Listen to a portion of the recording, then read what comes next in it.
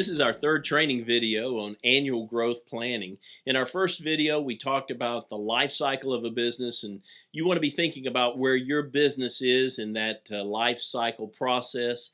In the second training, we talked about the barriers to growth that we have to be aware of and we have to address so that we can continue to grow and scale our business.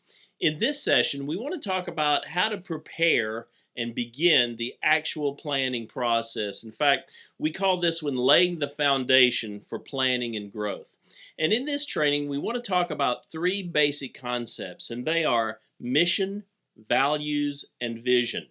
Now, I'm sure you've heard a lot about mission, values, and vision. I'm sure if you've read a lot of literature on strategy or organizations, you've gotten a lot of different ideas. And so different people define those terms differently, but I want to give you some basic foundational concepts that you can use and apply in your business.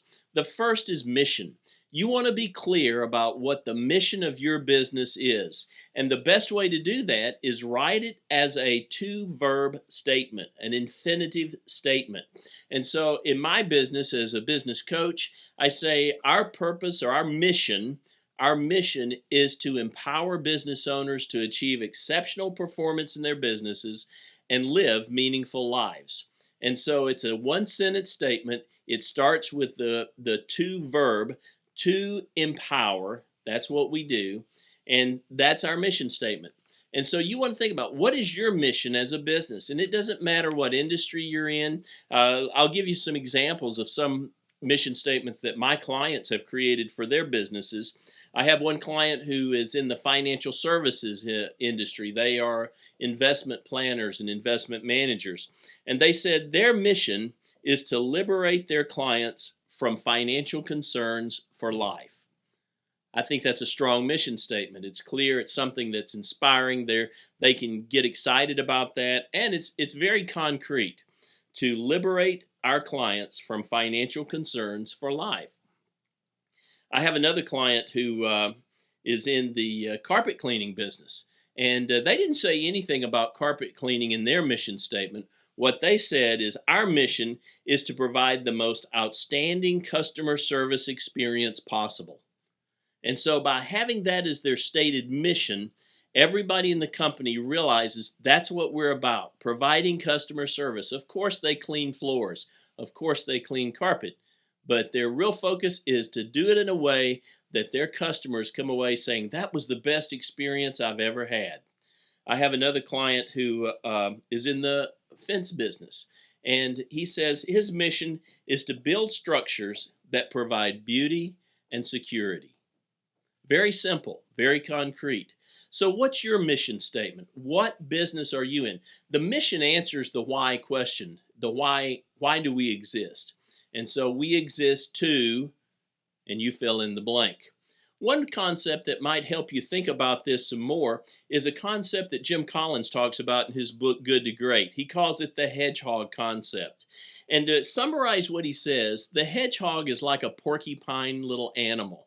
And the hedgehog has one basic strategy to sustain his life. And what he does is when he's threatened, he balls up and he sticks out his porcupines. For example, there's the fox who is very fast, very clever, very sly. And when the fox sees the porcupine, he sees a great possible meal there. And so the fox is thinking and planning and getting ready to move quickly. And just as the fox starts to strike out, the porcupine sees it, or the hedgehog sees it, and he does that ball thing. He just balls up, and those porcupines come out. And that's the only thing he has to do, because at that point he's safe and secure and the fox cannot hurt him. And so that's the hedgehog, and that's the hedgehog concept. Now, how does that apply to business? Jim Collins says there are three things that define our hedgehog concept in our businesses. And they are, number one, what are you passionate about? What is it that you're really passionate about? And so my client who builds fences, he says, I'm not so much passionate about building fences, but I am passionate about creating things that provide beauty and security. And so that's what drove his mission statement. And so my client who is in the floor cleaning business, he said, anybody can clean floors, But what we're excited about is we're excited about helping customers experience something that they've never experienced before, have a meaningful experience right in their own homes. And so, what are you passionate about? The second question Jim Collins says we need to ask is, what do you do better than most others? And you don't have to be the best in the world, but what is it that you do better than most others in your industry? And then the third question you ask is, what drives our economic engine? And those are the three things that define in business your hedgehog concept. And Jim Collins draws it like a Venn diagram where you've got the three circles, and where those three circles overlap, that's your hedgehog concept. That might help you think about your mission as a company and what you really want to achieve, and help answer that question, why do you exist?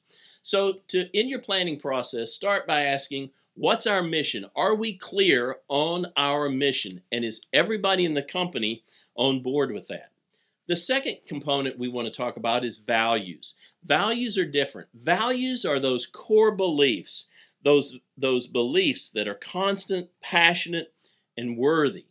They are those beliefs that drive the organization. And your values lay the foundation for the culture of your company. And we talk about culture more in our leadership training module. I hope you'll get that and study that as well. But values are the foundation for that. And everybody in your company needs to know and embrace your core values.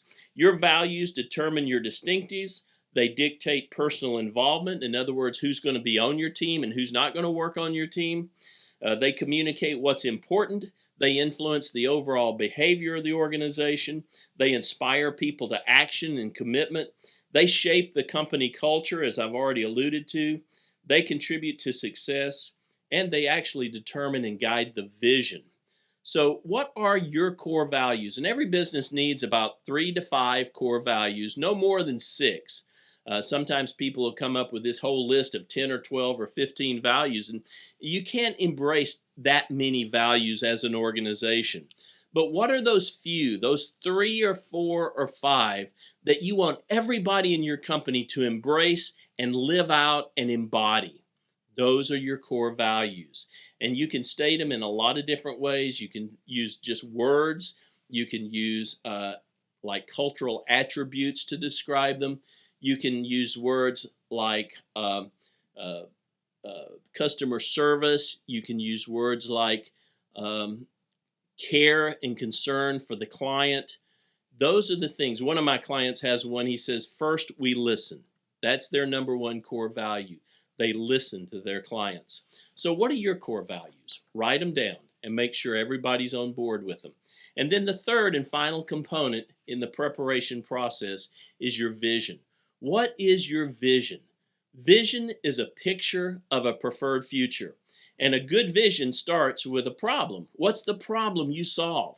What is the problem or the need that your customers or your clients have? What are the problems and the needs in your marketplace, in your industry that you can solve? And you want to paint a picture of a better future. And so I think about business owners. So many of the business owners I work with, they work too many hours. They work 24/7. They don't get time to be with their families. They don't get time to take vacations. They don't get good rest a lot of times because they're slaves to their business. And that troubles me. That bothers me. And so my vision is to see business owners enjoying their businesses and enjoying their lives and enjoying their families. I want to see them have time to just think and to strategize. I want to see them having time for recreation and enjoyment. I want to see them having flexibility and not be slaves to their company, but let their company serve them instead. And so what's your vision? What problem do you solve? I want you to think about that and try to paint a picture of that preferred future that's going to result as you fulfill your mission to your customers. So those 3 things will lay the foundation for planning and growth. Get clear on them: your mission, your values, and your vision. And then you'll be ready to move forward with writing a powerful business growth plan.